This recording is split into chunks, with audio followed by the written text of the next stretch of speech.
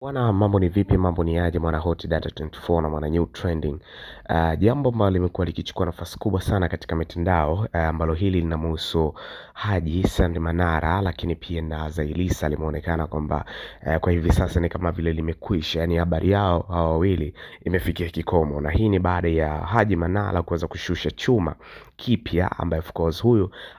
ni mshauri wake kwenye masuala ya kuhakikisha kwamba muonekano wake, brand yake inakuwa sahihi na kuwa vizuri kwenye mavazi na vitu kama hivyo, ambaye anaitwa Ailam. So Ailam amechukua nafasi ya Zailisa, ni mwanamke ambaye ni mrembo kama hapo ambao unamuona, na hivi sasa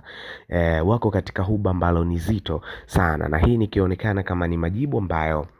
Haji Manara anayajibu kwa kuweza kumjibu Zailisa ya kwamba kama vile hakuwepo peke yake, lakini pia kwa vitendo ambavyo ameweza kumfanyia, basi hastahili kuweza kuwa mke wake kabisa. Anastahili basi ni Ailam, japokuwa watu wengi bwana wana comment katika namna tofauti wakihisi kwamba